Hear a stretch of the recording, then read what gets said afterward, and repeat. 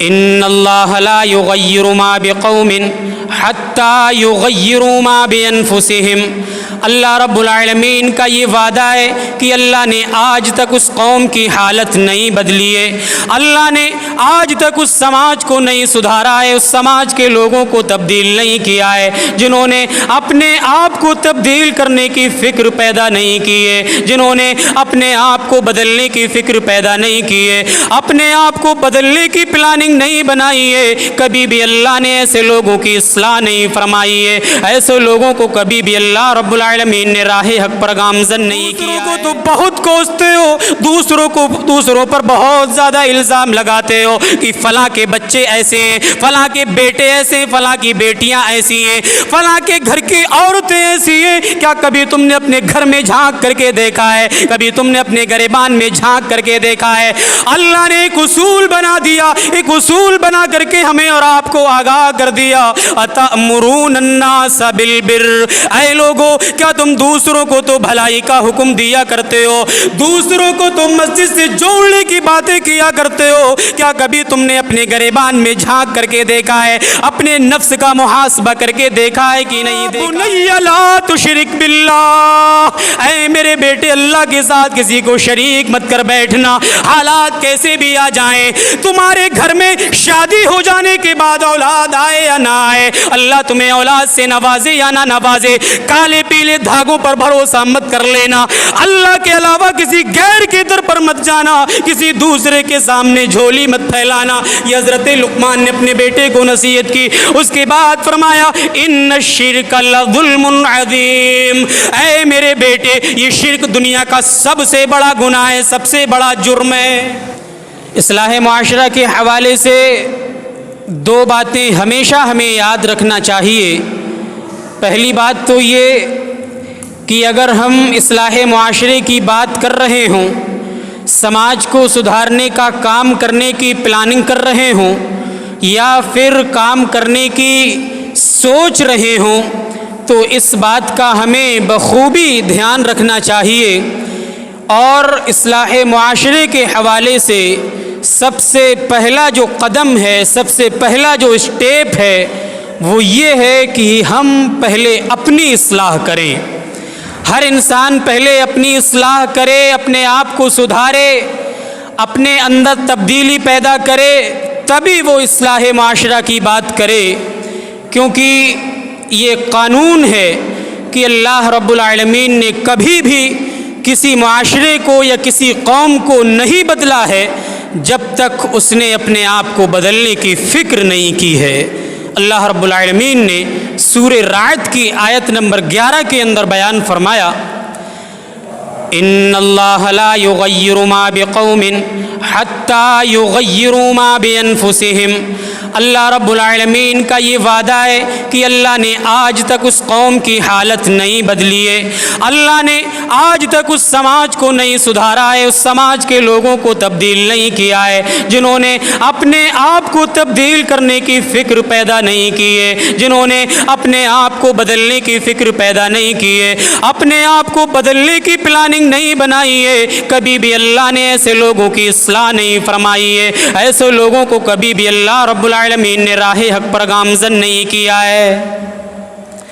وَإِذَا أَرَادَ اللَّهُ بِقَوْمٍ سُوءًا فَلَا مَرَدَّ لَهُ، اور اللہ رب العالمین جب کسی قوم کے ساتھ برائی کا ارادہ کر لیتا ہے، جب کسی قوم کو برباد کرنے کا ارادہ کر لیتا ہے، جب کسی قوم کو عذاب میں مبتلا کرنے کا ارادہ کر لیتا ہے، فَلَا مَرَدَّ لَهُ، تو اس عذاب کو کوئی ٹال نہیں سکتا ہے، اللہ کے اس ارادے کو کوئی بدل نہیں سکتا ہے۔ اللہ نے آج تک ان لوگوں کی حالت نہیں بدلی ہے جنہوں نے اپنے آپ کو بدلنے کی فکر پیدا نہیں کی ہے۔ یہ یاد رکھیں ہمیشہ، اگر اصلاح معاشرے کی بات ہم کر رہے ہیں، معاشرے کے اندر تبدیلی پیدا کرنا چاہ رہے ہیں، معاشرے میں سماج میں تبدیلی کا ماحول پیدا کرنا چاہ رہے ہیں، بگاڑ کو، خرابیوں کو دور کرنا چاہ رہے ہیں، تو سب سے پہلے ہمیں اپنی اصلاح کرنا پڑے گی، تبھی معاشرہ سدھرے گا۔ کیونکہ معاشرہ ہم سے اور آپ سے بنا ہے، معاشرے میں ہم رہتے ہیں اور آپ رہتے ہیں، اگر ہم اپنے آپ کو نہیں بدلیں گے تو معاشرہ نہیں سدھرے گا۔ اللہ رب العالمین نے قرآن مجید کے اندر بیان فرمایا، اتأمرون الناس بالبر وتنسون انفسکم، اے لوگوں کیا تم دوسرے لوگوں کو تو بھلائی کا حکم دیا کرتے ہو، دوسرے لوگوں کو تو نیکی کا حکم دیا کرتے ہو، دوسروں کو تو بہت کوستے ہو، دوسروں پر بہت زیادہ الزام لگاتے ہو کہ فلاں کے بچے ایسے ہیں، فلاں کے بیٹے ایسے ہیں، فلاں کی بیٹیاں ایسی ہیں، فلاں کے گھر کی عورتیں ایسی ہیں۔ کیا کبھی تم نے اپنے گھر میں جھانک کر کے دیکھا ہے؟ کبھی تم نے اپنے گریبان میں جھانک کر کے دیکھا ہے؟ اللہ نے ایک اصول بنا دیا، ایک اصول بنا کر کے ہمیں اور آپ کو آگاہ کر دیا، اتأمرون الناس بالبر، اے لوگوں کیا تم دوسروں کو تو بھلائی کا حکم دیا کرتے ہو، دوسروں کو تو مسجد سے جوڑنے کی باتیں کیا کرتے ہو، کیا کبھی تم نے اپنے گریبان میں جھانک کر کے دیکھا ہے، اپنے نفس کا محاسبہ کر کے دیکھا ہے کہ نہیں دیکھا ہے؟ دوسروں کو حکم دینے سے پہلے اپنے اندر جھانکو، اپنے گھر میں جھانکو، اپنے پریوار میں جھانکو، ہمارے گھر کے لوگ کتنے اچھے ہیں۔ چوراہوں پہ کھڑے ہو کر کے لمبی زبانوں سے ہم دوسرے کے بچوں کو بہت کوستے ہیں، اس کا بچہ ایسا، اس کا بچہ ایسا، فلاں ایسا، فلاں ویسا۔ ہم اپنے گھر میں پہلے جھانکیں تبھی معاشرے کی اصلاح ہوگی۔ اللہ نے کبھی بھی ایسے معاشرے کی اصلاح نہیں کی ہے، کبھی بھی ایسے لوگوں کو نہیں سدھارا ہے جنہوں نے پہلے اپنے آپ کو بدلنے کی فکر نہیں پیدا کی ہے۔ ایک دوسری چیز،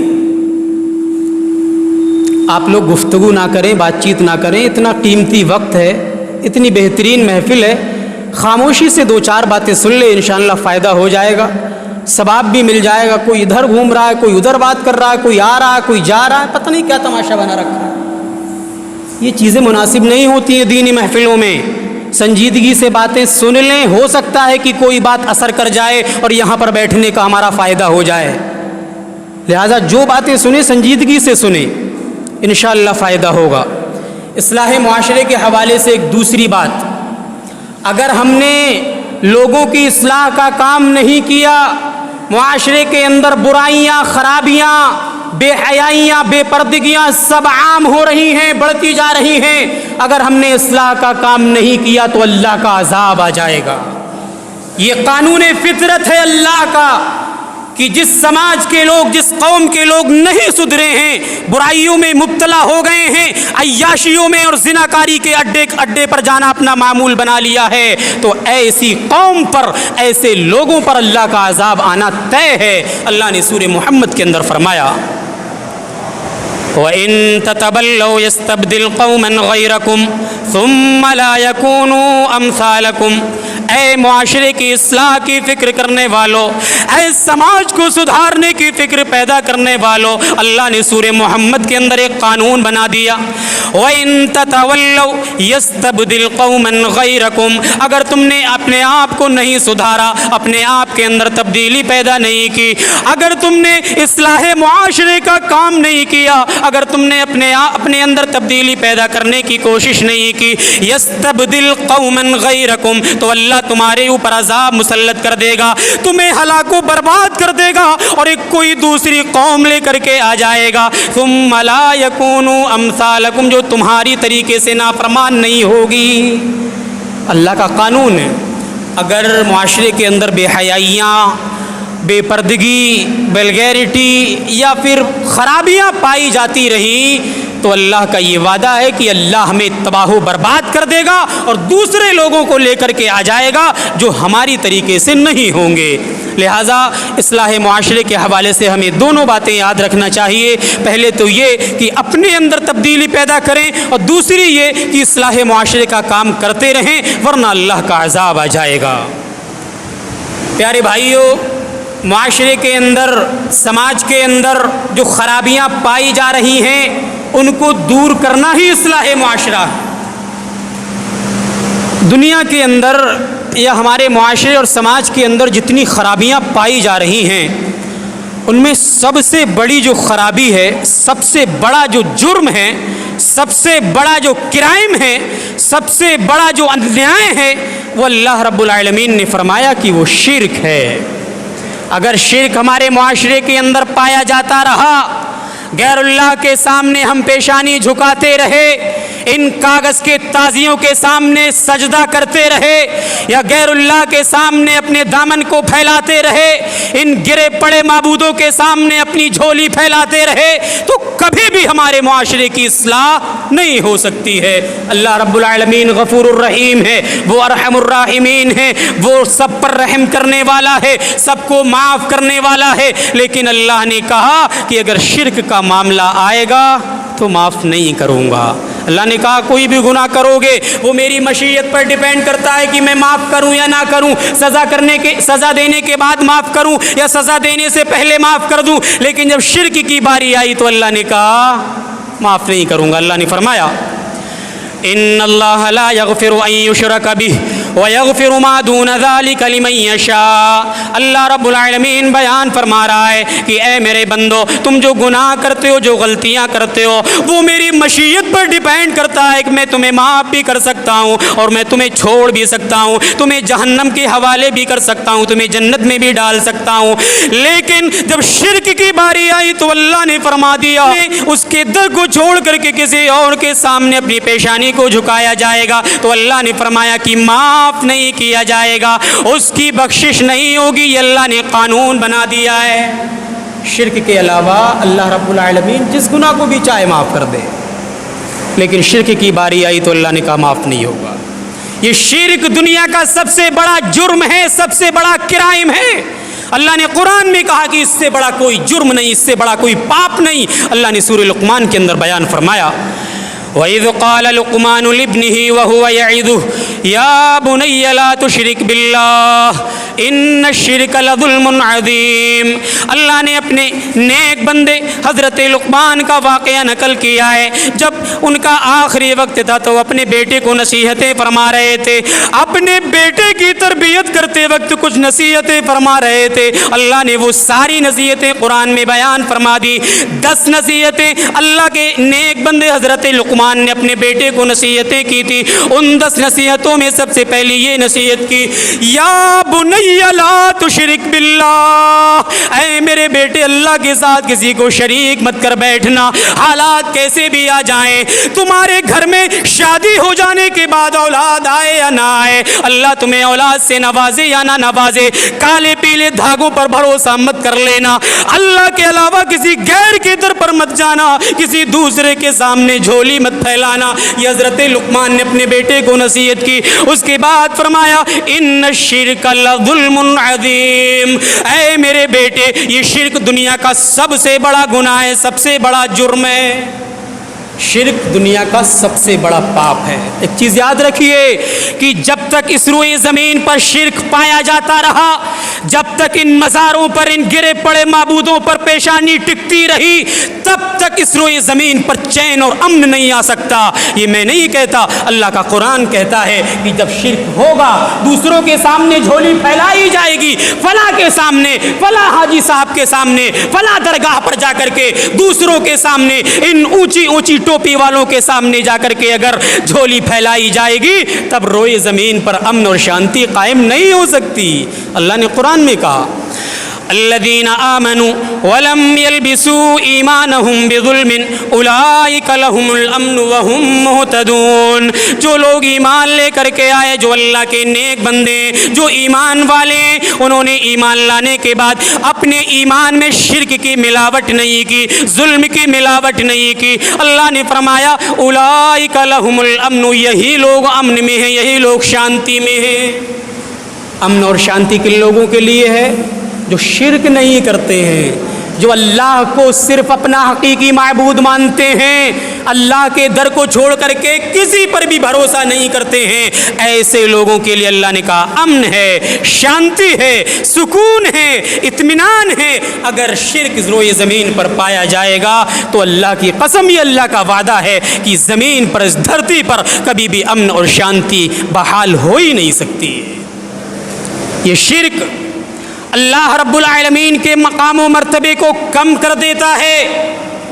یعنی جو لوگ شرک کرتے ہیں, غیر اللہ کے سامنے جا کر کے جھکتے ہیں, ان کاغذ کے اور مٹی کے معبودوں کے سامنے یا تازیوں کے سامنے اس مبارک پیشانی کو اگر جھکاتے ہیں تو گویا کہ انہوں نے اللہ رب العالمین کے مقام کو نہیں سمجھا ہے، اللہ کی قدر کو نہیں سمجھا ہے، اللہ کی منزلت کو نہیں سمجھا ہے، اللہ کے مقام و مرتبے کو بھلایا ہے، اسی لیے وہ شرک کرتے ہیں۔ اللہ نے سورہ حج کی آخری آیتوں میں بیان فرمایا، یا ایھا الناس ضرب مثل فاستمعوا له ان الذين تدعون من دون الله لن يخلقوا ذبابا ولو اجتمعوا له۔ اے لوگو، ایک مثال اللہ رب العالمین بیان فرما رہا ہے، ایک مثال دی جا رہی ہے، فاستمعوا له، اس کو غور سے سنو، کان لگا کر کے سنو، ادھر ادھر کی چیزوں کو چھوڑ کر کے اس مثال کو غور سے سنو۔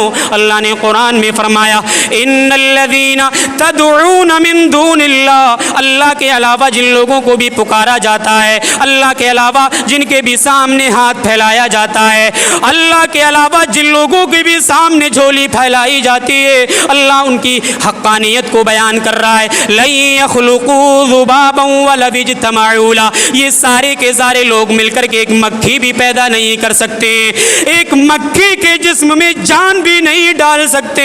مکھی پیدا کرنا تو بہت بڑی بات ہے، مکھی کے اندر جان ڈالنا تو بہت بڑی بات ہے۔ وَإِن يَسْلُبْهُمُ الذُّبَابُ شَيْئًا لَا يَسْتَنقِذُوهُ مِنْهُ، اگر یہ مکھی ان معبودوں سے کوئی چیز اٹھا کر کے چلی جائے، ان کے اوپر سے کوئی چیز اٹھا کر کے لے جائے، لا يستنقذوه من، یہ اس سے چھین بھی نہیں سکتے، یہ اس سے لے بھی نہیں سکتے، ان کی تو یہ حقیقت ہے۔ اس کے بعد اللہ رب العالمین فرما رہا ہے، ضعف الطالب والمطلوب، جس سے مانگا جا رہا ہے وہ بھی کمزور ہے، جو مانگنے والا ہے وہ بھی کمزور ہے۔ کریٹر کو چھوڑ کر کے کریشن سے مانگا جا رہا ہے، مخلوق خالق کو چھوڑ کر کے مخلوق سے مانگا جا رہا ہے۔ اللہ نے کہا جو مانگ رہا ہے وہ بھی کمزور ہے، جس سے مانگا جا رہا ہے وہ بھی کمزور ہے۔ ان کی حقیقت کو اللہ نے بیان فرمایا۔ اس کے بعد اللہ فرماتا ہے، ما قدر اللہ حق قدرہ، ان شرک کرنے والوں نے، اللہ کے در کو چھوڑنے والوں نے اللہ کی حقیقت کو پہچانا ہی نہیں ہے۔ جو لوگ شرک کرتے ہیں گویا کہ انہوں نے اللہ کے مقام کو نہیں سمجھا ہے۔ ما قدر اللہ حق قدرہ، اللہ کا جو حقیقی مقام و مرتبہ تھا وہ انہوں نے نہیں سمجھا ہے، اسی لیے وہ غیر اللہ کے سامنے جا کر کے اپنی پیشانی جھکاتے ہیں۔ پتہ چلا کہ یہ شرک جو ہے اللہ کے مقام کو نہ سمجھنے کا نتیجہ ہے۔ اسی لیے اللہ کے نبی جناب محمد رسول اللہ صلی اللہ علیہ وسلم سے جب بھی سوال کیا گیا، اے اللہ کے نبی سب سے بڑا گناہ کون سا ہے، ای الذنب اعظم، اے اللہ کے نبی سب سے بڑا گناہ کون سا ہے، گناہ کبیرہ کون سا ہے، تو ہر سوال کے جواب میں اللہ کے نبی نے کہا الاشراک باللہ، اللہ کے ساتھ کسی کو شریک کرنا۔ اللہ کے نبی جناب محمد رسول اللہ صلی اللہ علیہ وسلم ایک مجلس لگائے بیٹھے ہوئے ہیں، صحابہ بھی اس مجلس میں بیٹھے ہوئے ہیں۔ اللہ کے نبی صحابہ سے مخاطب ہو کر کے بیان فرما رہے ہیں، الا انبئکم باکبر الکبائر، اے صحابہ کیا میں تمہیں بڑے بڑے گناہوں کے بارے میں آگاہ نہ کر دوں، اے صحابہ کیا میں تمہیں بڑے بڑے گناہوں کے بارے میں خبر نہ دے دوں۔ صحابہ نے کہا اللہ کے رسول ضرور ہمیں بتلائیے۔ اللہ کے نبی نے سب سے پہلے جس گناہ کا تذکرہ کیا، الاشراک باللہ، اللہ کے ساتھ کسی کو شریک کرنا، اللہ کے در کو چھوڑ کر کے کہیں اور جھک جانا، اللہ کے مقام کو بھلا دینا، اللہ کی منزلت کو بھلا دینا، یہ سب سے بڑا گناہ ہے، سب سے بڑا جرم ہے۔ جب تک یہ دنیا کے اندر یا زمین کے اوپر پایا جاتا رہے گا تب تک معاشرے کی اصلاح نہیں ہو سکتی، تب تک سماج نہیں سدھر سکتا جب تک یہ شرک پایا جاتا رہے گا۔ لہٰذا ضرورت ہے کہ اگر اصلاح معاشرے کی جہاں بات کی جائے وہیں شرک کو ختم کرنے کی بھی بات کی جائے، تبھی معاشرہ سدھر سکتا ہے، تبھی سماج کی اور سوسائٹی کی اصلاح ہو سکتی ہے، جب یہ ہمارے اندر سے شرک جیسی بیماری ختم ہو جائے گی۔ ایک بہت پتے کی بات بتاؤں، بہت ہی قیمتی بات ہے۔ ہمارے پاس دنیا میں دولت نہیں ہے، مال نہیں ہے، بڑے پریشانی میں ہماری زندگی گزر رہی ہے، رہنے کے لیے اچھا مکان نہیں، گھر نہیں، ایئر کنڈیشن نہیں، کولر نہیں، پنکھا نہیں، بڑی پریشانی میں زندگی گزر رہی ہے۔ اس دنیا کی زندگی پریشانی میں گزر رہی ہے تو زیادہ سوچنے کی سمجھنے کی ضرورت نہیں ہے. اگر ہمارے پاس ایمان ہے, توحید کی دولت ہے, ایمان کی دولت ہے, تو ہمیں مایوس ہونے کی ضرورت نہیں ہے. انشاءاللہ آخرت میں اللہ رب العالمین ہمیں ایسے ایسے انعامات سے نوازے گا ہم سوچ بھی نہیں سکتے ہیں, ہمارے دلوں میں خیال بھی پیدا نہیں ہو سکتا ہے. لہٰذا اگر ایمان ہے, توحید ہے, عقیدہ مضبوط ہے, تو دنیا میں پریشان ہونے کے بعد بھی ہمیں رنجیدہ خاطر ہونے کی ضرورت نہیں ہے. اللہ نے قرآن مجید کے اندر بیان فرمایا, ان الذین کفروا وماتوا وهم کفار فلن يقبل من احدهم ملء الارض ذهبا. جو دنیا کے اندر کفر کی حالت میں مر گئے, جنہیں ایمان کی دولت نصیب نہیں ہوئی, جنہیں ایمان کی دولت نصیب نہیں ہوئی, جن کا عقیدہ خراب تھا, جن کی توحید مضبوط نہیں تھی, اگر وہ اسی حالت میں مر جاتے ہیں, اللہ بیان فرما رہا ہے فَلَن يُقْبَلَ مِنْ أَحَدِهِمْ مِلْءُ الْأَرْضِ ذَهَبًا. کل قیامت کے دن اس دنیا کے سارے خزانے لے کر کے آ جائیں, احد پہاڑ کے برابر سونا بھی لے کر کے آ جائیں, دنیا اور جہان کے سارے خزانے لے کر کے آ جائیں اور اللہ کے راستے میں ہدیہ کر دے, اور یہ کہنے لگے اے اللہ یہ سارا کا سارا خزانہ لے لے اور ہمیں جہنم سے آزاد کر دے. اس کے بعد بھی اللہ نے یہ کہا فَلَن يُقْبَلَ مِنْ أَحَدِهِمْ مِلْءُ الْأَرْضِ ذَهَبًا. ان کی یہ قربانی بھی قبول نہیں کی جائے گی اگر ان کے پاس ایمان کی دولت نہیں ہے, توحید کی دولت نہیں ہے, ان کا عقیدہ مضبوط نہیں ہے, تو کل قیامت کے دن ان کی ساری پلاننگ برباد ہو جائیں گی. اگر عقیدہ ہے, توحید ہے, سب کچھ ٹھیک ہے. لہذا شرک کو ختم کرنا بہت ضروری ہے اگر معاشرے کی اصلاح چاہتے ہیں تو. نہیں چاہتے تو کرتے رہیے شرک. ہماری ماں اور بہنوں کا بھی عقیدہ بہت زیادہ خراب ہے. شادی ہو گئی ہے, 2-4 سال ہو گئے, 10 سال ہو گئے, ادھر ادھر کا رخ کرنے لگتی ہیں, ادھر چلے گئے, ادھر چلے گئے, یہ دھاگا باندھ لیا, وہ دھاگا باندھ لیا, یہ آیتیں پڑھ کر کے لٹکا لو, وہ آیتیں پڑھا کر کے چپکا دو. یہ عقیدے ہیں. ہم تو یہ سوچتے ہیں کہ ہم تو اہل حدیثوں کے گھر میں پیدا ہوئے ہیں, ہمارے اندر شرک نہیں پایا جاتا ہے. ابھی محرم کی تاریخ گزری ہے, کتنے لوگ تعزیوں میں شریک ہوئے ہیں, پوچھ لو اپنے آپ سے, اپنے گریبانوں میں جھانک لو, کتنے لوگوں نے جلوس میں شرکت کی ہے, کتنے لوگوں نے جا کر کے ان کا تعاون کیا ہے, ان کی مجلسوں میں ان کا حصہ بنے ہیں. یہ پوچھ لیجئے گا اور دیکھ لیجئے گا. ہم تو توحید والے ہیں نا, ہم تو یہ سوچتے ہیں توحید والے گھر میں پیدا ہوئے ہیں, شرک کیسے پایا جائے گا. نہیں, پایا جا رہا ہے. حضرت ابراہیم علیہ السلام کو جانتے ہیں؟ جانتے ہوں گے, امید ہے کہ جانتے ہوں گے. نہیں جانتے ہیں تو یہ ہماری کم علمی ہے. حضرت ابراہیم علیہ السلام امام الموحدین ہیں. دنیا کے اندر جتنے بھی توحید والے آئیں گے یا آتے رہے ہیں یا آئے ہیں, سب کے امام ہیں حضرت ابراہیم علیہ السلام. وہ دعا کر رہے ہیں کہ اللہ مجھے شرک سے بچا لینا. امام الموحدین ہے, فکر یہ لگی ہے کہیں شرک نہ ہو جائے. سورہ ابراہیم کے اندر اللہ نے فرمایا وَإِذْ قَالَ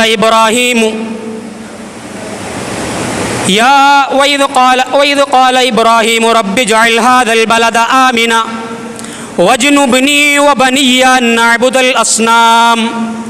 یاد کرو اس وقت کو جب حضرت ابراہیم علیہ السلام نے اللہ کی بارگاہ میں ہاتھ پھیلائے, اللہ کی بارگاہ میں ہاتھ پھیلا کر کے دعا کر رہے ہیں. میرے بھائیوں, نوجوان ساتھیوں, امام الموحدین ہیں, پھر بھی کیا دعا کر رہے ہیں؟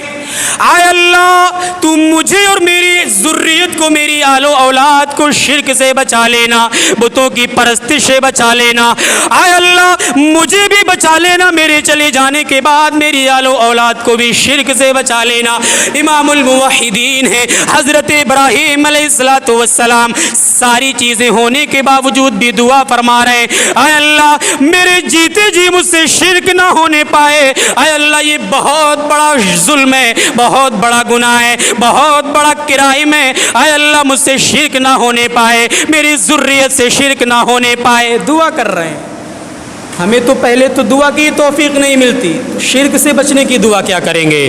بھائیوں، بزرگوں، نوجوان ساتھیوں، کہنے کا مقصد یہ ہے کہ اگر معاشرے کی اصلاح چاہتے ہیں تو شرک سے بچنا بہت زیادہ ضروری ہے، ورنہ معاشرے کی اصلاح نہیں ہو سکتی ہے، سماج نہیں سدھر سکتا ہے، معاشرے کے لوگ نہیں سنبھل سکتے ہیں جب تک ہمارے اندر سے شرک جیسی بیماری ختم نہیں ہوگی۔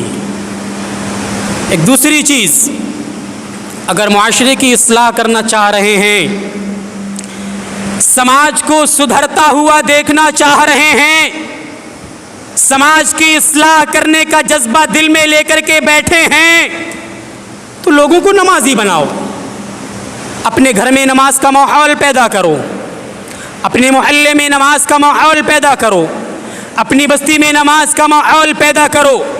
اگر نماز کا ماحول پیدا ہو گیا، لوگ مسجدوں کے قریب آنے لگے، مسجدوں سے جڑنے لگے، وعظ و نصیحت میں بیٹھنے لگے، دعوت و تبلیغ کے کاموں کا شوق ابھرنے لگا، امام کے ساتھ جڑنے لگے، اماموں کی تقریریں سننے لگے، دروس میں شامل ہونے لگے، تو یاد رکھیے گا کہ معاشرے کی اصلاح ممکن ہے اور معاشرہ سدھر سکتا ہے۔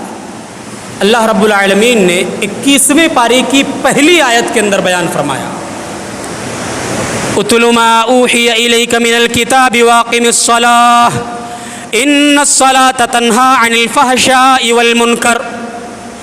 اللہ کے نبی کو مخاطب کیا جا رہا ہے، اللہ رب العالمین بیان فرما رہا ہے، اتل ما اوحی الیک من الکتاب، اے نبی آپ کی جانب جو کتاب نازل کی گئی ہے، جو کتاب اتاری گئی ہے، آپ کو جو کتاب دے کر کے بھیجا گیا ہے، آپ اس کی تلاوت بھی کرتے رہیے، واقم الصلاۃ، اور نماز بھی پڑھتے رہیے، نماز کو قائم کرتے رہیے، ان الصلاۃ تنہی عن الفحشاء والمنکر، یہ نماز بہت ساری برائیوں کو ختم کر دے گی، بہت ساری بے حیائیوں کا خاتمہ فرما دے گی۔ نماز پڑھنے والا بہت ساری برائیوں سے بچ جاتا ہے۔ معاشرے کے لوگ بھی کہتے ہیں یہ تو بہت بڑا نمازی ہے، اس نے ایسا کام کر دیا، یعنی کہ سماج کے لوگوں میں بھی نماز کی ویلو ہے، نمازی کی اہمیت ہے۔ اگر کسی نیک آدمی نے کوئی غلط کام کر دیا یا ہو گیا، پھر دیکھیں آپ معاشرے کے اندر چرچے، محلوں میں بدنامی، اور چوراہوں پہ کھڑے ہو کر کے اس کے نام کے پرچار دیکھیے۔ اگر کوئی نیک آدمی غلط کام کر دے یا ہو جائے، کوئی عالم کر دے، پھر تو ماشاءاللہ زبانیں ہی لمبی ہو جاتی ہیں۔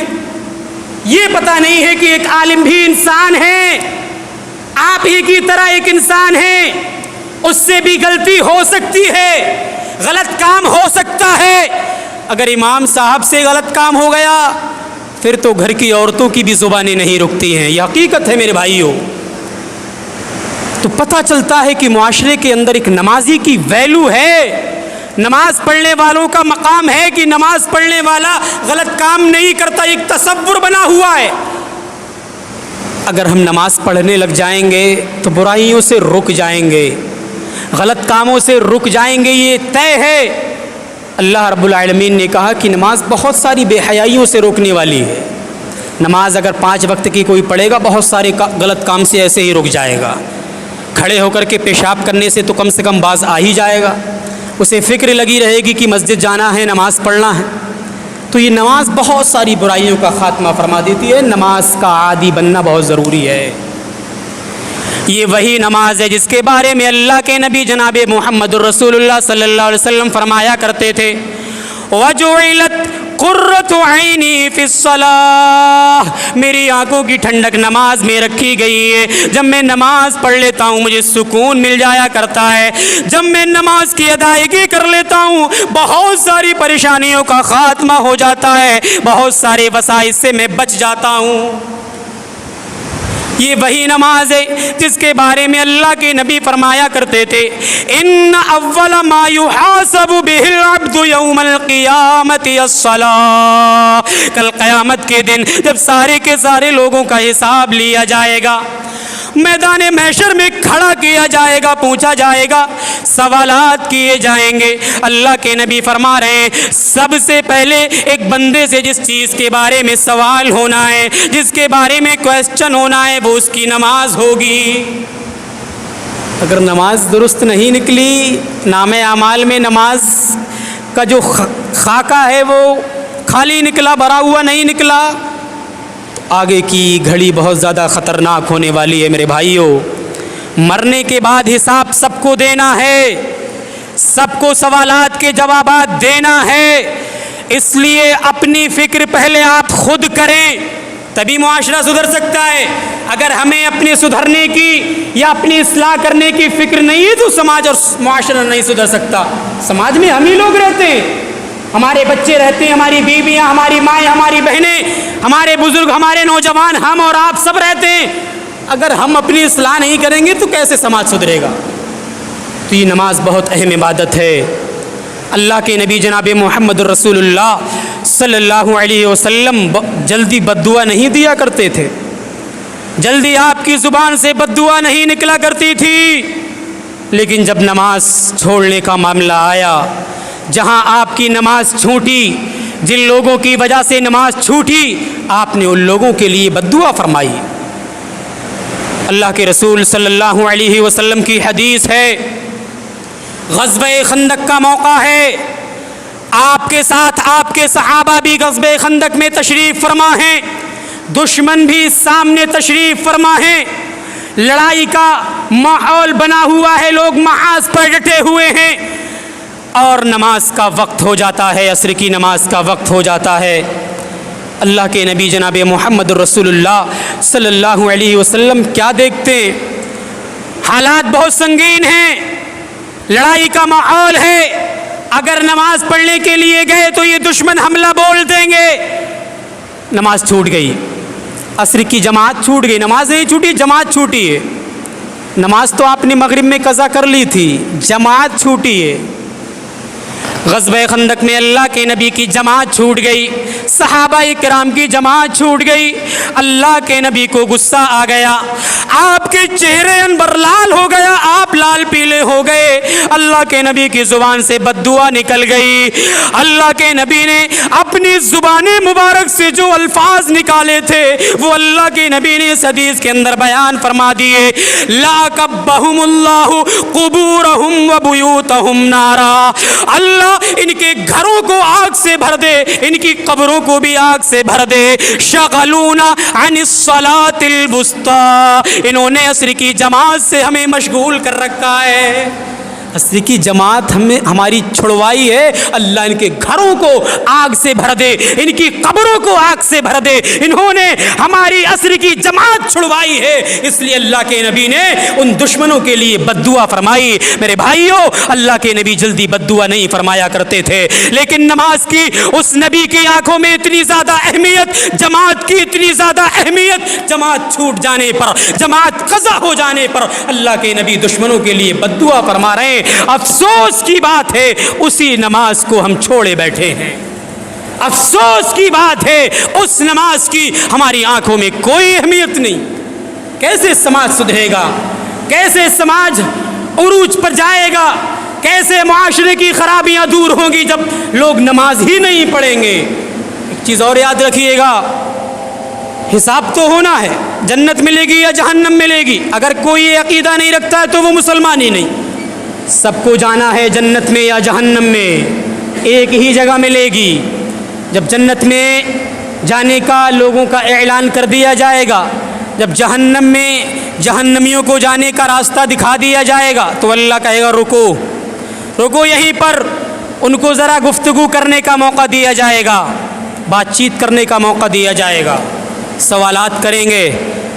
ہمارے ساتھ رہتے تھے، ہمارے محلے میں رہتے تھے، ہمارے گھر سے اونچا تو تمہارا گھر تھا، تمہارے گھر میں تو اے سی بھی لگی تھی، کولر بھی لگے تھے، پنکھے لگے تھے، ہمارے گھروں میں تو برسات میں ٹپکتا تھا، اب کیا ہوا ہے؟ تم جہنم میں چلے گئے، ہم جنت میں آ گئے، کیا ہوا؟ ٹھیک تو ہے، خیریت تو ہے؟ سوالات کریں گے، اور سوالات محدثین لکھتے ہیں یہ اس لیے کیے جائیں گے جہنمیوں کو تذلیل کرنے کے لیے، ذلیل کرنے کے لیے۔ سوال کا کوئی فائدہ ویدہ نہیں ہوگا، لیکن ان کو ذلیل کرنے کے لیے سوالات ہوں گے. کیا ہوا بھائی، خیریت؟ تو آج دنیا کا بھی یہ سسٹم ہے، انسان ذرا تھوڑا اونچے لیول کا ہو تو چھوٹے لوگوں سے ذرا اکڑ کر کے ملتا ہے، سلام بھی نہیں کرتا صحیح سے. صحیح چل رہا ہے سب ٹھیک ہے، ایسے ویسے طرز تکلم ہی بدل جاتا ہے. اگر اللہ تھوڑا دے دے، اچھے عہدے پر پہنچا دے، یا اچھا گھر اور اچھا کاروبار دے دے، پھر تو بات ہی الگ ہے. بولنے کا انداز بدل جاتا ہے، سلام نہیں کرتے، بات چیت نہیں کرتے، لوگوں کی مجلس میں نہیں بیٹھتے. وہاں اللہ رب العالمین جنتیوں کو یہ موقع دے گا کہ جہنمیوں سے پوچھو کیوں جہنم میں گئے؟ ہمارے ساتھ رہتے تھے، کھاتے تھے، پیتے تھے، ہماری دعوتوں میں تم آتے تھے، ہم تمہاری دعوتوں میں جاتے تھے، خوب بڑے بڑے شادی کے پنڈال لگائے تھے تم نے بھی اور ہم نے بھی، بڑے بڑے کاروبار کے مجلس میں تم بھی بیٹھا کرتے تھے، ہم بھی بیٹھا کرتے تھے. اب کیا ہوا ہے؟ سوالات ہوں گے. اللہ نے سورہ مدثر کے اندر نقشہ کھینچا ہے. قرآن کبھی فرصت ملے تو پڑھ لیجئے گا، یہ ساری کی ساری چیزیں قرآن میں ہیں. اللہ نے بیان فرمایا الا اصحاب الیمین فی جنات یتساءلون عن المجرمین ما سلککم فی سقر. جو لوگ جنت میں جانے والے ہوں گے، جن کے نام اعمال ان کے دائیں ہاتھ میں دے دیا جائے گا، وہ مجرموں سے سوال کریں گے، جہنمیوں سے سوال کریں گے، جہنمیوں سے پوچھیں گے ما سلککم فی سقر. اے میرے بھائیو، اے ہمارے ساتھ میں رہنے والوں، اے ہمارے خاندان والوں، اے ہمارے گھر والوں، تم آج کس چیز کی بنا پر جہنم میں چلے گئے؟ کس چیز نے تمہیں جہنم میں جانے پر مجبور کر دیا؟ سوال، کیوں جہنم میں چلے گئے؟ پہلا جو جواب ہے اس کو بتلا کر کے بات آگے بڑھاؤں گا. جہنمی سب سے پہلا جو جواب دیں گے وہ آپ کو یاد بھی ہوگا، لیکن مقصد ہے نصیحت کرنا، یاد دلانا. جہنمی سب سے پہلا جو جواب دیں گے وہ ہمارے دماغ کو کھول دینے والا جواب ہے، ہمارے ہوش کو اڑا دینے والا جواب ہے. بہت عیش و آرام سے سو رہے ہیں ہم نمازوں کے وقت. فجر کی نمازوں میں مسجدوں کا کیا حال ہے آپ جانتے ہیں، بتانے کی ضرورت نہیں ہے. اور دیگر نمازوں میں کیا حال ہے وہ بھی آپ جانتے ہیں. سب سے پہلا جو جواب جہنمیوں کا ہوگا وہ یہ، قالوا لم نک من المصلین.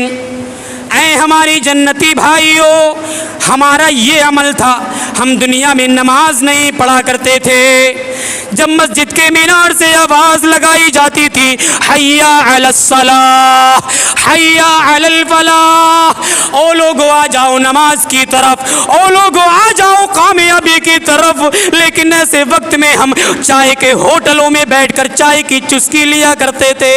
اے میرے بھائیو، جب مسجد کے مینارے سے اذان کی آواز لگائی جاتی تھی ہم اپنے بیوی بچوں میں مشغول تھے، ہم اپنے گھروں میں چین کی نیند لے رہے تھے، ایئر کنڈیشن میں چین و سکون کی سانس لے رہے تھے.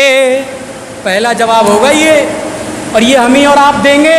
اللہ نہ کرے اللہ ہمیں جہنم کے راستے کی طرف بھگا دے تو ہمارا یہی جواب ہوگا. لہٰذا مرنے سے پہلے سوچنے کی ضرورت ہے. مرنے کے بعد تو آپ کچھ بھی سوچتے رہیں کچھ بھی نہیں ہوگا. یا لیتنی کنت ترابا، آپ یہ بھی کہیں کہ اے کاش دنیا میں مٹی بن گیا ہوتا تب بھی بات نہیں بنے گی. اگر آپ آخرت میں یہ کہنے لگے یا لیتنی لم اتخذ فلانا خلیلا، اے کاش میں نے فلاں کو دوست نہ بنایا ہوتا تو میں نمازی بن جاتا، اگر فلاں کو میں نے دوست نہ بنایا ہوتا تو ایسا کر لیتا ویسا کر لیتا، وہاں اے کاش کرنے کے علاوہ اور کوئی لفظ زبان پر نہیں آئیں گے. لہذا اگر معاشرے کی، سماج کی، سوسائٹی کی اصلاح چاہتے ہیں تو سب سے پہلے اپنے گھروں میں نماز کا ماحول بنائیے، اپنے گھروں سے اصلاح کا کام کیجئے. اور انگلش میں ایک کہاوت ہے، charity begins at the home. نیکی کی شروعات اپنے گھروں سے کیجئے. اپنے گھروں کو پہلے نیک بنائیے، اپنے گھروں کے فرزند کو، اپنے گھروں کے افراد کو نیک بنائیے، تبھی معاشرہ سدھر سکتا ہے. آپ آ رہے ہیں نماز میں، آپ کی داڑھی بڑی لمبی ہے، آپ کے پیشانی پر نماز کا ٹیکا بھی پڑا ہے، آپ کے بچے سو رہے ہیں چین سے، کیا فائدہ ہے ایسی نمازوں سے؟ کیا فائدہ ہے ایسی مسجدوں میں آ کر کے پیشانیاں رگڑنے سے؟ جب ہم اپنے گھر میں اصلاح نہیں کر سکتے ہیں، اپنے بچوں کو نمازی نہیں بنا سکتے ہیں، تو ایسی نماز پڑھنے کا کوئی فائدہ نہیں. اپنے گھروں سے تربیت کا ماحول بنائیے. اللہ نے قرآن میں اپنے نبی کو مخاطب کیا اور بیان فرمایا وَأَمُرْ أَهْلَكَ بِالصَّلَاةِ وَاسْتَبِرْ عَلَيْهَا لَا نَسْأَلُكَ رِزْقًا نَحْنُ نَرْزُقُكَ وَالْعَاقِبَةُ لِلتَّقْوَىٰ. اے نبی آپ اپنے اہل و عیال کو بھی نماز کا حکم دیا کیجئے. صرف آپ کے نماز پڑھنے سے کوئی بات بننے والی نہیں ہے. آپ اپنے اہل و عیال کو نماز کا حکم دیجئے, اپنے گھر والوں کو بھی نماز کا حکم دیجئے. اذان ہو جانے کے بعد ان کی چادر کو, ان کے کمبل کو ہٹا کر کے پھینک دیجئے. یہ آپ کی ذمہ داری ہے. اللہ کے نبی کو مخاطب کیا جا رہا ہے وَأَمُرْ أَهْلَكَ, اپنے گھر والوں کو نماز کا حکم دیجئے. وَاسْتَبِرْ عَلَيْهَا, اور ایسا نہیں ہے کہ صرف حکم دے کر کے بات بن جائے گی, صرف لوگوں کو اصلاح کا کام بتانے سے بات بن جائے گی, لوگوں کو نماز کا حکم دینے سے بات بن جائے گی. ایسا بھی معاملہ نہیں. اللہ رب العالمین نے فرمایا وَاسْتَبِرْ عَلَيْهَا, اس پر ڈٹے بھی رہیے, خود بھی پڑھتے رہیے. اس آیت میں اللہ نے پہلے یہ کہا کہ اپنے گھر والوں کو پہلے نماز کا حکم دیجئے, اس کے بعد آپ جائیے, آپ اٹھیں. آپ کی ذمہ داری یہ ہے کہ گھر میں کون کون سو رہا ہے. آپ کی بیوی سو رہی ہے, آپ کے بچے سو رہے ہیں, آپ کی بہن بیٹی سو رہی ہے, اس کو پہلے اٹھائیے پھر آپ آئیے. یہ قرآن کی آیت بتلا رہی ہے. آپ اپنے گھر والوں کو نماز کا حکم دیں, اس کے بعد آپ پھر نماز کی پابندی کریں. یہ ہمیں سبق مل رہا. لہٰذا دوسری چیز اصلاح معاشرے کے حوالے سے یہی ہے کہ ہم نمازی بن جائیں, ہمارے بچے نمازی بن جائیں, ہمارے گھر والے نمازی بن جائیں. جب سب آدمی, ہر انسان یہی سوچ لے کہ ہمارے گھر کے لوگ نمازی بن جائیں تو سب لوگ سدھر جائیں گے, معاشرہ سدھر جائے گا, سارے گھر کے لوگ سدھر جائیں گے. اپنے گھر والوں کو سدھارنے کی کوشش یہ ہم کریں گے, کوئی اور نہیں کرے گا. امام صاحب جا کر کے نہیں کریں گے, یا کوئی مولوی صاحب, کوئی عالم صاحب جا کر کے نہیں کریں گے. چلو نماز پڑھ لیں, اٹھو نماز پڑھنے کے لیے چلو ایسا کر لو, چلو قرآن پڑھ لیں, چلو تبلیغ میں چلو زکوٰۃ دے دو. ساری ذمہ داریاں یہ عالموں کی نہیں ہے, کچھ ہماری بھی ذمہ داریاں ہیں. اللہ نے اپنے نبی سے یہ بیان فرما کر کے پوری انسانیت کو یہ پیغام دیا ہے کہ آپ کی ذمہ داری ہے کہ آپ اپنے اہل و عیال کو پہلے نماز کا حکم دیں, اس کے بعد پھر اس پر ڈٹ جائیں. تیسری چیز اصلاح معاشرے کے حوالے سے, نوجوانوں کے اندر جو برائی اور خرابیاں, جو غلط کام, جو فحاشیاں, جو بدکاریاں پائی جا رہی ہیں, ان کو دور کرنا بہت ضروری ہے. نوجوان کسی بھی سماج کے, کسی بھی سوسائٹی کے, کسی بھی قوم کے یہ اصل ہوتے ہیں, قوم کے معمار ہوتے ہیں. اور نوجوان قوم کو آگے لے جانے میں, معاشرے کی اصلاح کرنے میں, سماج کی اصلاح کا کام کرنے میں جو کردار ادا کر سکتے ہیں وہ بزرگ نہیں کر سکتے ہیں. حضرت بلال رضی اللہ تعالیٰ عنہ جب انہوں نے کلمہ توحید کا اقرار کیا تو وہ ایک نوجوان تھے. زید بن حارثہ رضی اللہ تعالیٰ عنہ جب انہوں نے کلمہ توحید کا اقرار کیا تو یہ بھی ایک نوجوان تھے. خالد بن ولید ایک نوجوان تھے. یہ سب نوجوانوں کا جو کردار رہا ہے دین اسلام کو پھیلانے میں وہ ہماری نظروں کے سامنے ہے. اور یاد رکھیے گا نوجوانوں, آپ کا سدھار سماج کا سدھار ہے, آپ کا بگڑنا سماج کا بگڑنا ہے. اگر آپ سدھر گئے سماج سدھر جائے گا, اگر آپ بگڑ گئے تو سماج بگڑ جائے گا. یہ بہت بڑی بات ہے, اس کو آپ اپنے دامن سے باندھ لیجئے گا. نوجوانوں کی اصلاح میں ہی معاشرے کی اصلاح ہے. نوجوان کسی قوم کے اگر سدھر گئے تو یہ تختہ پلٹ سکتے ہیں. نوجوان اگر کسی قوم کے بگڑ گئے تو یہ سماج کو ذلیل و خوار کر سکتے ہیں. نوجوان اگر کسی قوم کے بیدار ہو گئے تو معاشرے کی اصلاح کا کام آسان ہو جائے گا. معاشرے میں نوجوانوں کی بھی الگ ذمہ داریاں ہیں. معاشرے کے اگر نوجوان اپنی ذمہ داری کو سمجھنے لگ جائیں تو اللہ کی قسم سماج سدھر جائے گا. آج کے ہمارے نوجوان میں کیا خرابی نہیں پائی جا رہی. جوا یہ کھیل رہا ہے, موبائل پر ٹائم ویسٹ یہ کر رہا ہے, زناکاری کے اڈے پر یہ جا رہا ہے, فحاشی کے اڈوں پر یہ جا رہا ہے, اور شراب نوشی کے اڈوں پر اس کی بھیڑ لگی ہوئی ہے. ہمارا نوجوان کہاں نہیں جا رہا ہے, پھر بھی دعویٰ ہے مسلمان ہیں. افسوس ہے ایسے مسلمانوں پر، افسوس ہے ایسی قوم کے نوجوانوں پر جو ساری برائیاں کرنے کے بعد بھی اپنے آپ کو مسلمان کہیں. افسوس ہے، تف ہے، لعنت ہے ایسے نوجوانوں پر جو ساری برائیاں کرنے کے بعد بھی کہیں کہ ہم پکے سچے مسلمان. یاد رکھیے گا نوجوانوں، میں آپ سے مخاطب ہوں. آپ کی رگوں میں جو خون دوڑ رہا ہے وہ بزرگوں کی رگوں میں نہیں دوڑ رہا ہے. آپ کی ہڈیاں جتنی مضبوط ہیں بزرگوں کی اتنی ہڈیاں مضبوط نہیں ہیں. آپ جو کام دین کا کر سکتے ہیں وہ بزرگ نہیں کر سکتے ہیں. اسی لیے نوجوانوں سے ایک الگ قیامت کے دن اسپیشل سوال کیا جائے گا. پوری عمر کے بارے میں تو سوال ہونا ہی ہے لیکن نوجوانوں سے الگ کیا جائے گا. اس کا بھی جواب ہمارے نوجوانوں کو دینا ہے. ترمذی کی صحیح روایت ہے، اللہ کے رسول صلی اللہ علیہ وسلم نے ایک حدیث کے اندر بیان فرمایا، لا تزول قدم ابن آدم حتی یسأل عن خمس. اللہ کے نبی بیان فرما رہے ہیں کل قیامت کے دن سارے کے سارے لوگ جب میرے پاس آئیں گے، سارے کے سارے لوگ میدان محشر میں جمع ہوں گے.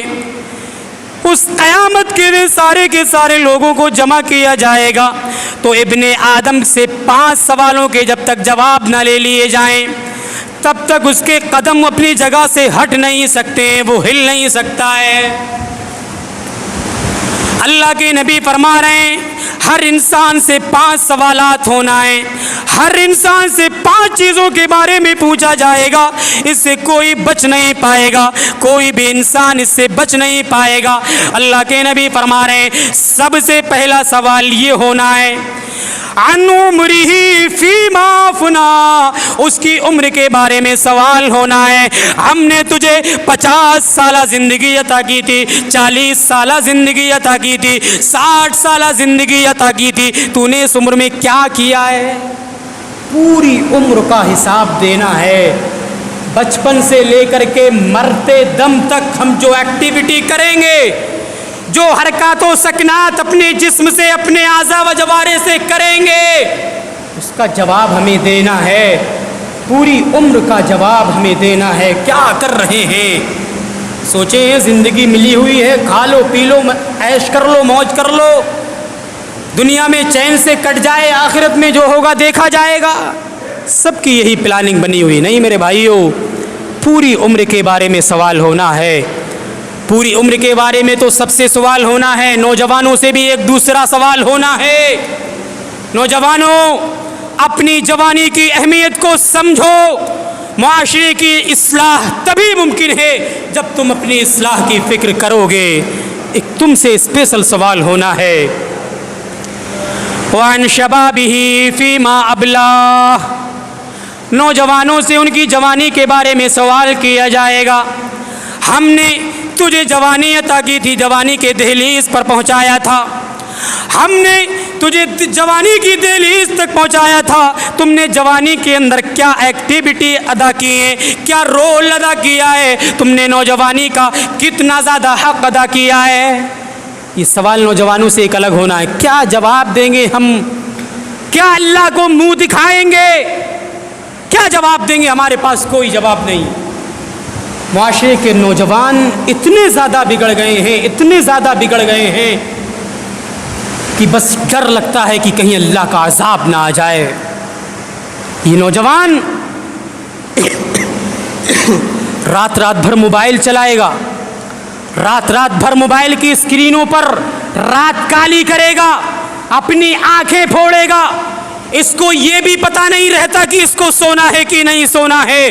موبائل جب اس کی آنکھوں پر گرتا ہے اور موبائل کہتا ہے کہ اے بندے سو جا، موبائل اس کو بتلاتا ہے کہ سو جا، تب بھی یہ نہیں سوتا ہے. پھر اٹھاتا ہے، پھر چلاتا ہے، پھر غلط کام کرتا ہے، پھر یہ بے حیائی والی ویڈیوز دیکھتا ہے اور اپنے آپ کو جنسی خواہشات کا پیروکار بناتا ہے. یہ نوجوان نہیں سدھرے گا. جب تک یہ نوجوان نہیں سدھرے گا، آپ لکھ لیجئے، آپ موڈی ہیڈنگ سے یہ کہیں دیوار پر لکھ دیجئے کہ جب تک معاشرے کے نوجوان نہیں سدھریں گے، اپنی اصلاح نہیں کریں گے، تب تک سماج نہیں سدھر سکتا ہے.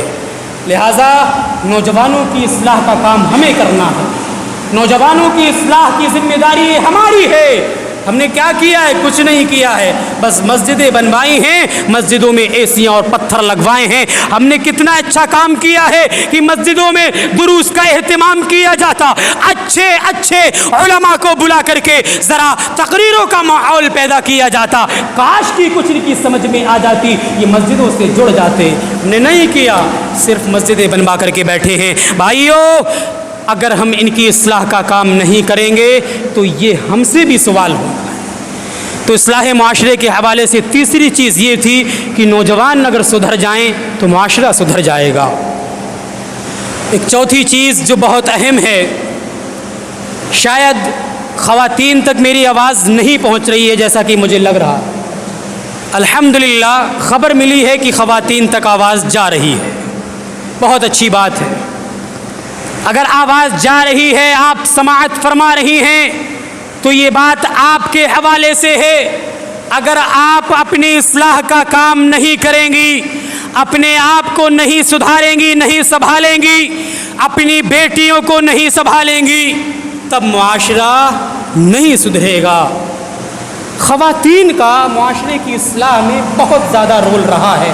علماء کرام بیٹھے ہیں، معاشرے کے اندر جو خرابیاں پنپ رہی ہیں، جو برائیاں پنپ رہی ہیں، ان میں سب سے زیادہ جو ہاتھ ہے وہ ان عورتوں کا ہے، ان خواتین کا ہے، ہماری ماؤں کا ہے، ہماری بہنوں کا ہے۔ انہوں نے معاشرے کو بگاڑنے میں جو کردار ادا کیا ہے وہ شاید کسی اور نے نہیں کیا ہے۔ ان کو اپنی اہمیت نہیں پتہ، یہ نہیں جانتی ہیں کہ اللہ نے ایک عورت ہونے کی حیثیت سے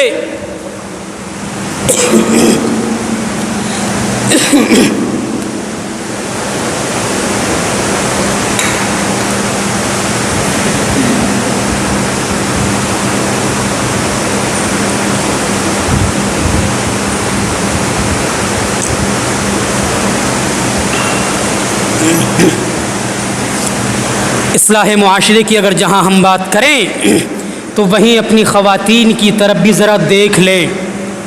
یہ کیا کر رہی ہیں؟ یہ کہاں جا رہی ہیں؟ یہ کہاں تک پردہ کر رہی ہیں؟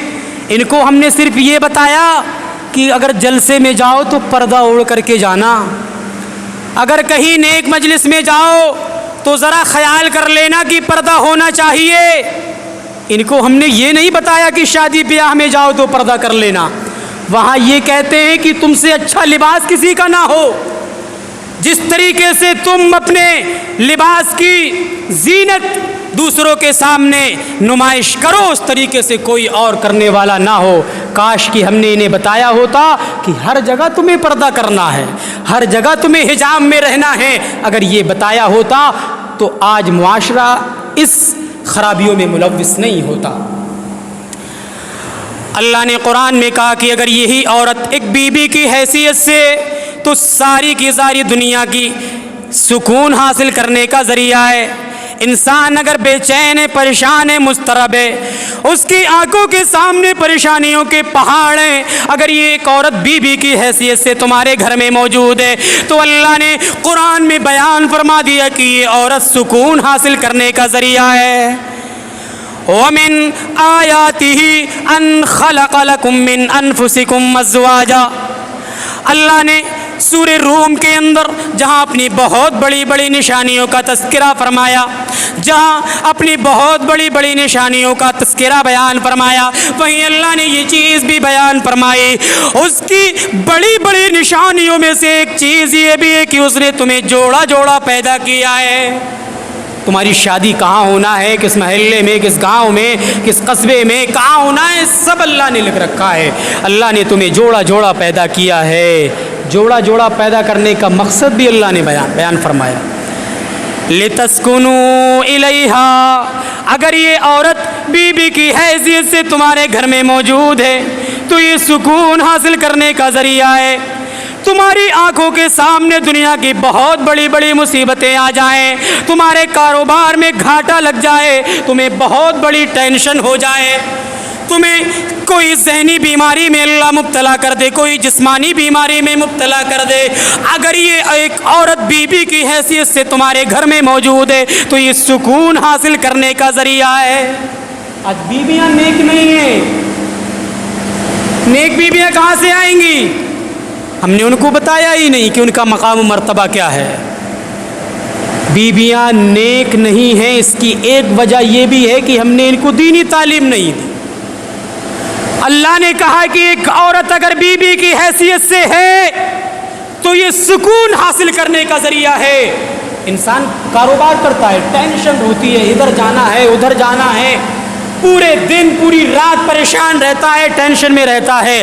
لیکن اگر ایک نیک بیوی کو جب گھر میں گھستا ہوا دیکھتا ہے تو وہ خوشی کی لہر اس کے دل میں دوڑ پڑتی ہے. اللہ نے کہا ہے کہ اگر ایک عورت نیک بیوی کی حیثیت سے ہے تو تمہارے سکون کا ذریعہ ہے. نیک بیویاں اگر جن لوگوں کو میسر ہیں, جن کے گھروں میں نیک بیویاں ہیں, تو سمجھیے ان کے پاس ایک بہت بڑی دولت ہے. دنیا کی ان سے بڑی دولت کسی کے پاس نہیں. یہ سکون حاصل کرنے کا ذریعہ ہے. یہ عورت اگر چاہ لے تو معاشرے کے اندر سے خرابیاں ختم ہو سکتی ہیں.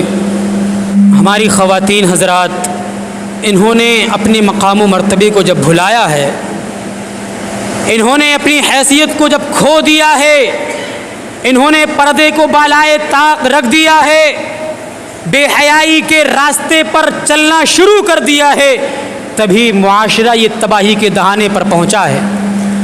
ہم اپنی مائیں اور بہنوں کو یہ جا کر کے بتلائیں کہ اللہ نے تمہارے پورے جسم کا پردہ کرنے کا بھی حکم دیا ہے, تمہیں اپنی آنکھوں کا پردہ کرنے کا بھی حکم دیا ہے, تمہاری آواز کا بھی پردہ ہے, تمہارے چلنے سے, تمہاری پیروں میں پائی جانے والی زیورات سے یا پازیب کی چھنکار کا بھی اللہ نے کہا کہ پردہ ہے. تبھی جا کر کے سماج سدھرے گا.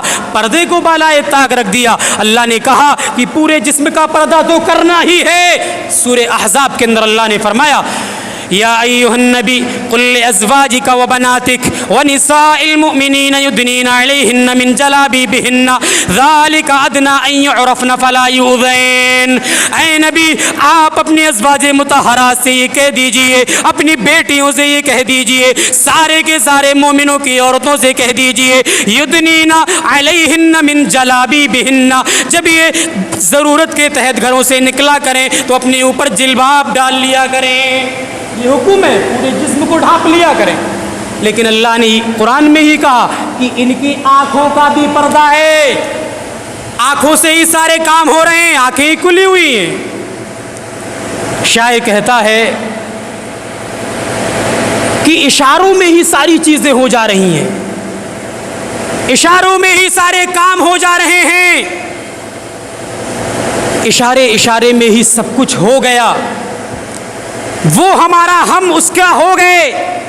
یہ سب شاعر نے اپنے الفاظ میں بھی نقل کیے ہیں ان عورتوں کی خبیثت کو, عورتوں کی بے پردگی کو, کہ ان عورتوں کی نظر کا بھی پردہ ہے, نگاہ کا بھی پردہ ہے. اللہ نے قرآن میں کہا وَقُلْ لِلْمُؤْمِنَاتِ يَغْضُضْنَ مِن أَبْصَارِهِنَّ وَيَحْفَظْنَ فُرُوجَهُنَّ. اے نبی, ان مومنہ عورتوں سے کہہ دیجئے جب یہ گھروں سے نکلا کریں تو اپنی نگاہوں کو نیچا کر کے نکلا کریں. نگاہوں کا بھی پردہ ہے, آواز کا بھی پردہ ہے. آواز سے بھی بہت سارے لوگ مائل ہو جاتے ہیں. گھروں میں کوئی آیا, کھٹکھٹایا, ہاں ہلو کون, اس طریقے سے یہ بولتی ہیں کہ آنے والا ان کی طرف مائل ہو جاتا ہے. اللہ نے کہا ہے کہ تمہاری آواز کا بھی پردہ ہے. جس کے دل میں مرض ہے, بیماری ہے, مائل ہونے کی بیماری ہے, وہ تمہاری طرف مائل ہو سکتا ہے. لہذا اگر کوئی غیر محرم تمہارے گھر پر آ کر کے دستک دے تو لبھانے والی گفتگو مت کرنا, اچھے انداز میں نرم لہجے میں گفتگو مت کرنا, بلکہ سخت انداز ہونا چاہیے. ہاں کون, ابھی ہمارے گھر پر ہمارے شوہر نہیں ہے, یا ہمارے کوئی فلاں صاحب نہیں ہے, ہمارے باپ نہیں ہے, ہمارے دادا نہیں ہے, پھر آنا, اس کے بعد آنا. اس طریقے کا رویہ ہماری ماؤں کا ہونا چاہیے. ہاں تو الٹا ہے, آئیے, بیٹھیے, پانی لیجئے, چائے لیجئے, ہنسیے, بات کیجئے, سب کچھ کیجئے, سب کچھ چل رہا ہے. اللہ نے کہا کہ آواز کا بھی پردہ ہے. قرآن مجید کے اندر اللہ رب العالمین نے فرمایا یا نساء النبی لستن کاحد من النساء ان اتقیتن فلا تخضعن بالقول فیطمع الذی فی قلبہ مرض.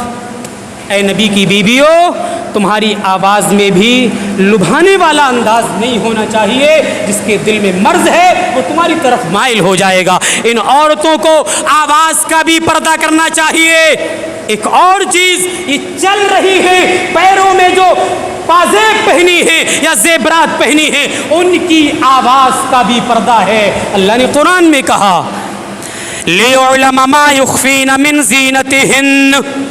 اے نبی کی بیویوں، تم جب چلا کرو تو اس طریقے سے چلا کرو، تمہارے پازیب کی چھنکار دوسرے لوگوں تک کانوں میں نہ ٹکرایا کرے، تمہارے پیروں کی زیورات دوسرے لوگوں کے کانوں میں نہ ٹکرایا کرے.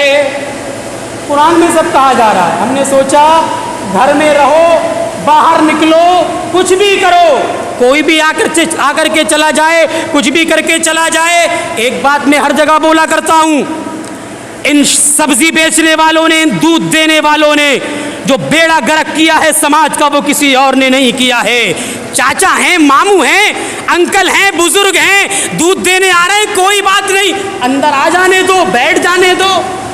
انہوں نے جو سماج کا بیڑا گرک کیا ہے، ہماری ماں اور بہنوں کو بے پردہ جو کیا ہے، وہ انہی نے کیا ہے. یہ سبزی بیچنے والے یہ آ جاتے ہیں صبح ہی صبح اور پورے دن چلاتے رہتے ہیں. یہ دودھ دینے والے یہ بھی گھر میں گھسے چلے آ رہے ہیں، گھر میں گھس کر کے دودھ دے رہے ہیں. ہاں ہلو، ایسا کر لو، دودھ لے لو، ویسا کر لو، پیسے دے دو، پیسے لے لو. یہ سب چل رہا ہے، سب چل رہا ہے بھائیو. یہ صرف کہنے کی بات نہیں ہے، یہ چل رہا ہے ہر جگہ. ہم تو سوچتے ہیں، ہماری مائیں اور بہنیں سوچتی ہیں دل صاف ہو، کیا ضرورت پڑی ہے پردہ کرنے کی، دل صاف ہے ہمارا. میری ماؤں اور بہنوں، اگر آواز جا رہی ہے تو کان کے پردے کھول کر کے سن لو. نبی کے صحابہ کی جو بیویاں تھیں، جن کو ہم صحابیات کہتے ہیں، ان سے زیادہ پاک و صاف دل تمہارا نہیں ہو سکتا ہے. لکھ لو یہ بات. نبی کے صحابہ کی جو بیویاں تھیں، ان سے زیادہ مضبوط ایمان، ان سے زیادہ غیرت مند دل، ان سے زیادہ مضبوط ایمان اور عقیدہ کسی کا نہیں ہو سکتا ہے. آج کی یہ میک اپ کرنے والی اور بے پردہ گھومنے والی، بازاروں میں گھومنے والی، مارکیٹ کرنے والی اور شادی بیاہ میں کھلے عام کھانے والی، اس کا کیا عقیدہ ہے نبی کی صحابیہ کے سامنے؟ نبی کی صحابیات کو بھی اللہ نے مخاطب کیا. اللہ نے قرآن میں کہا، ساری قرآن کی دلیلیں، اپنی طرف سے کچھ نہیں. جا کر کے قرآن کھول لیجئے گا. اللہ نے فرمایا وَإِذَا سَأَلْتُمُوهُنَّ مَتَاعًا فَاسْأَلُوهُنَّ مِنْ وَرَاءِ حِجَابٍ.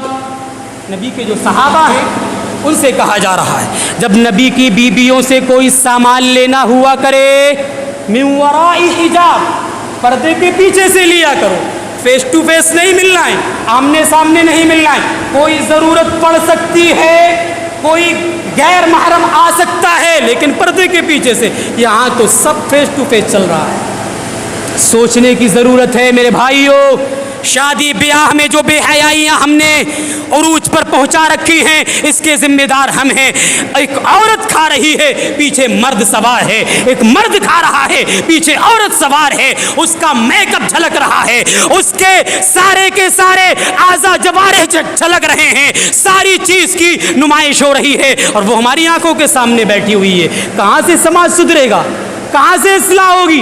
صرف نماز پڑھ لو، داڑھی رکھ لو، ٹوپی لگا لو، ایسے سماج نہیں سدھرتا ہے. جب تک اپنے گھر کی بہنوں کو، بیٹیوں کو یہ درس نہیں دیں گے کہ پردہ کرو، حجاب میں رہو، با حیا بن کے رہو، بے حیائی کو ختم کرو، تب تک معاشرے کی اصلاح نہیں ہو سکتی. دو چیزیں اور ہیں، بہت اہم ہیں، بس اختصار کے ساتھ بتلا کر کے اپنی بات کو ختم کر رہا ہوں. اصلاح معاشرے کی اگر بات چل رہی ہے تو یہ چیز نہ بھلائی جائے کہ اس موبائل نے اصلاح معاشرے کو، معاشرے کی اصلاح کو روکنے میں جو کام اور جو رول ادا کیا ہے وہ کسی اور نے نہیں کیا ہے.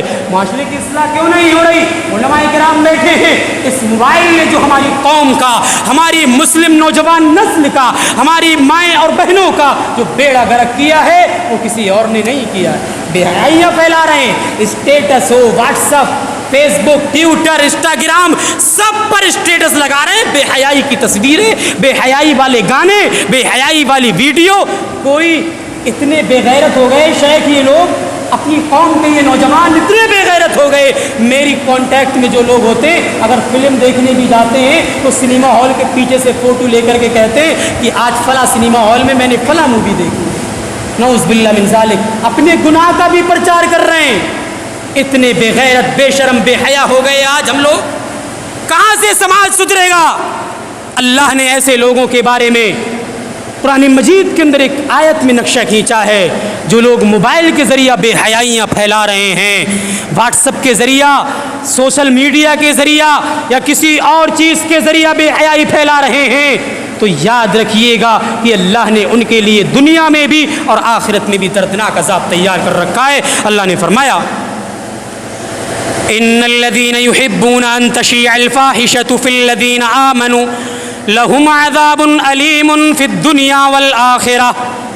जो लोग मोमिनों के अंदर बेहयाई फैला रहे हैं, मोमिनों के सामने गंदी वीडियोस वायरल कर रहे हैं, मोमिनों को गंदी तस्वीरें दिखला रहे हैं, मोमिनों की नज़रों के सामने से बेहयाई वाली वीडियो को निकाल रहे हैं या बेहयाई वाले काम कर रहे हैं, ज़िनाकारी की वीडियो अपने स्टेटस पर अपलोड कर रहे हैं और इनका स्टेटस 100 लोग देख रहे हैं, 200 लोग देख रहे हैं, 300 लोग देख रहे हैं, इनकी फेसबुक स्टोरी हज़ारों लोग देख रहे हैं। ये सारे के सारे लोगों को बेहयाई की तरफ दावत दे रहे हैं।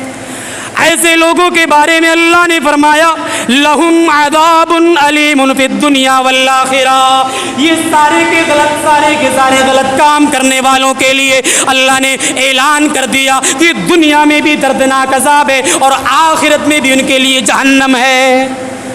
अब अगर अज़ाब बर्दाश्त करने की ताकत है तो लगाइए स्टेटस, अपलोड कीजिए बेहयाई वाली वीडियो। लिहाजा मैं यही पैगाम देना चाहूँगा कि इस मोबाइल का मिसयूज़ ना करें, तभी हमारे मुआशरे की इस्लाह हो सकती है। अगर मुआशरे की इस्लाह करना है तो मोबाइल का सही इस्तेमाल करना बहुत ज़रूरी है। आज हमारे घरों में मोबाइल है, हमारे छोटे छोटे बच्चों के पास मोबाइल है, गेम खेल रहे हैं, पागल हो जा रहे हैं, दीवाने हो जा रहे हैं। और ऐसी मिसालें मौजूद हैं। गेम खेलने के नतीजे में इन्होंने अपने बाप के कारोबार को गड्ढे में गिरा दिया है, अपने बाप के कारोबार को खसारे और नुकसान के नतीजे पर पहुंचा दिया है। ये बच्चे हमारे ये काम कर रहे हैं, खबर भी नहीं हो रही, फ्री फायर खेल रहे हैं, न जाने कौन कौन से गेम खेल रहे हैं। और इसी तरीके से हमारी छोटी मासूम बहनें, बेटियां, बच्चियां ये सीरियल देख रही हैं। ये सब मोबाइल से हो रहा है।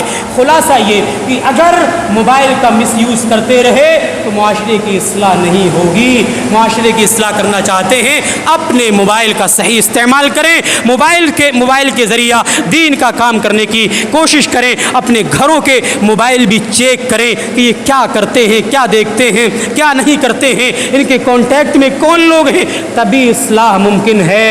एक आखिरी चीज़, मुआशरे की इस्लाह क्यों नहीं हो रही है? मुआशरे के लोग क्यों नहीं सुधर रहे हैं, क्यों नहीं संभल रहे हैं?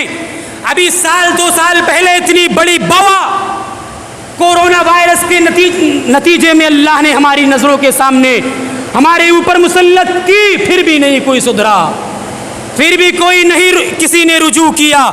इससे बड़ा अजाब मैं समझता हूँ अल्लाह रब्बुल आलमीन कोई और नहीं। ये बहुत बड़ा अजाब था हमें सुधरने के लिए, रुजू करने के लिए, पलटने के लिए, मस्जिदों से जुड़ने के लिए। कितने लोग इस वबा का शिकार हुए और चले गए, फिर भी हम नहीं पलटे, नहीं माने।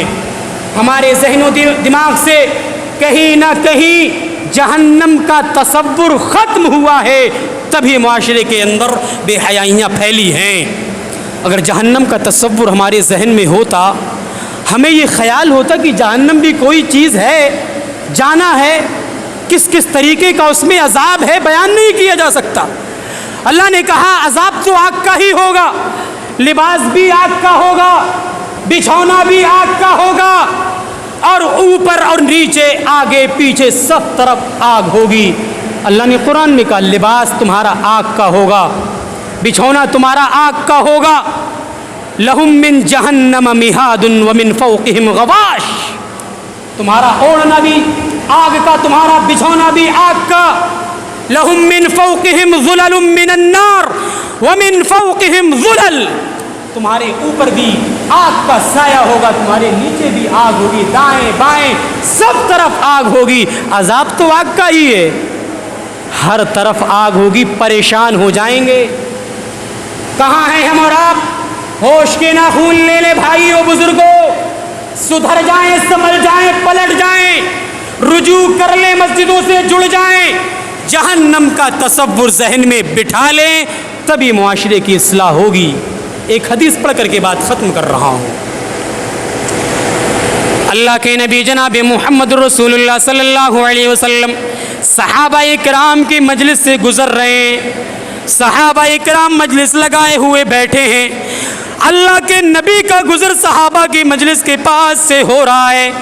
اللہ کے نبی نے دیکھا کہ یہ صحابہ دنیا میں مست ہوتے جا رہے ہیں، یہ ہنس رہے ہیں، کھیل رہے ہیں، یہ ٹھٹا کر رہے ہیں، ایک دوسرے کی مذاق بنا رہے ہیں، ایک دوسرے سے ہنسی مذاق کر رہے ہیں، دنیا میں مست ہوتے جا رہے ہیں. اللہ کے نبی سے رہا نہیں گیا. اللہ کے نبی نے فوراً ایک مجلس لگائی اور صحابہ کو مخاطب کیا. اے صحابہ، واللہ لا لو اعلم ما تعلمون، اللہ کی قسم جو چیزیں میں جانتا ہوں اگر تم جاننے لگ جاؤ. کیا کہا؟ لو تعلمون ما اعلم، اللہ کی قسم جو چیزیں میں جانتا ہوں، میرے ذہن و دماغ میں چل رہی ہیں، جو علم میرے پاس ہے، اگر تمہیں اس چیز کا علم ہو جائے، لضحکتم قلیلا ولبکیتم کثیرا، تو تم زیادہ رونے لگو گے، تمہاری آنکھوں سے آنسو نہیں رکیں گے، تم روتے روتے تمہاری آنکھیں گیلی ہو جائیں گی.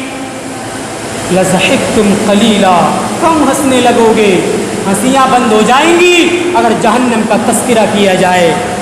یہ بتی سی باہر آ جائے گی اگر جہنم کا تذکرہ سن کر کے ہمارے دل و دماغ پر کوئی اثر نہ ہو تو کوئی فائدہ نہیں ہے. اللہ کے نبی کہہ رہے ہیں جو چیزیں میں جان رہا ہوں اگر وہ چیزیں تم جان جاؤ تمہاری ہنسی بند ہو جائے گی، تم زیادہ رونے لگو گے. اور ایک عجیب چیز اللہ کے نبی نے بیان فرمائی، وَمَا تَلَذَّذْتُمْ بِالنِّسَاءِ عَلَى الْفُرُشَاتِ، اگر اس جہنم کا خیال تمہارے ذہن و دماغ میں بیٹھ گیا تو تم بستروں پر اپنی بیویوں سے ملنا چھوڑ دو گے، اپنی بیویوں سے لذت محسوس کرنا چھوڑ دو گے. اگر اس جہنم کا تصور تمہارے ذہن میں بیٹھ گیا، اتنی خطرناک ہے وہ جہنم، بیویوں کو چھوڑ کر کے بھاگ جاؤ گے. اور اللہ کے نبی نے کہا جنگلوں کی طرف نکل جاؤ گے، صرف اللہ اللہ کرو گے اور کہو گے اے اللہ کچھ نہیں چاہیے، مال نہیں چاہیے، جائیداد نہیں چاہیے، بس تو جہنم کے عذاب سے بچا لینا. یہ جہنم کا تصور ہمارے ذہن و دماغ سے نکلا ہے، اسی لیے سماج میں بے حیائیاں، فحاشیاں، خرابیاں، برائیاں، غلط کام آئے ہیں. یہ ہمارے ذہن و دماغ سے جہنم کا تصور نکلا ہے. میرے بھائیوں بزرگوں، اصلاح معاشرہ کے حوالے سے یہ چند باتیں تھیں جو میں نے آپ کے سامنے رکھی. رب العالمین نے سورہ تحریم کے اندر ایک بہت ہی اہم اصول بیان فرمایا کہ اے لوگو، اے ایمان والو، اپنے آپ کو بھی جہنم سے بچانے کی فکر کرو، اپنے آپ کی اصلاح کا کام کرو، اس کے بعد اپنے اہل و عیال کو جہنم سے بچانے کی فکر کرو، ان کی اصلاح کا کام کرو. یہ تمہاری ذمہ داری ہے. اس جہنم سے تو بچ جاؤ جس کا ایندھن انسان اور پتھر ہیں. اس جہنم کے اوپر ایسے فرشتے مقرر کر دیے گئے ہیں جو اللہ کی نافرمانی نہیں کرتے ہیں، جو کسی کی نہیں سنتے ہیں. لہٰذا خلاصہ یہی ہے کہ ہم اصلاح معاشرے کے حوالے سے تیار ہوں، اپنے گھر کی اصلاح کریں، اپنے بچوں کی اصلاح کریں، اپنے گھر والوں کی، اپنی بیوی بچوں کی اصلاح کا کام کریں، تبھی معاشرے کی اصلاح ممکن ہے. اللہ رب العالمین ہمیں معاشرے کی اصلاح کرنے کی توفیق عطا فرمائے. رب العالمین ہمیں شرک جیسے عظیم ظلم ظلم سے بچا کر کے رکھے۔ رب العالمین ہماری اصلاح فرمائے، رب العالمین ہمارے بزرگوں کی اصلاح فرمائے، ہمارے نوجوانوں کی، ہمارے بچوں کی، ہماری ماں اور بہنوں کی اصلاح فرمائے۔ رب العالمین ہمیں ہمارے سماج میں جو خرابیاں، جو برائیاں پنپ رہی ہیں، رب العالمین تو ان کو دور فرما دے۔ رب العالمین ہمیں توحید پر گامزن فرما دے۔ رب العالمین جب تک ہم جئیں توحید پر جئیں، عقیدہ توحید پر جئیں، جب ہمارا خاتمہ ہو عقیدہ توحید پر ہو۔ وآخر دعوانا ان الحمد للہ رب العالمین۔ اقول قولی هذا استغفر اللہ لی ولکم ولسائر المسلمین فاستغفروه من كل ذنب انه هو الغفور الرحیم۔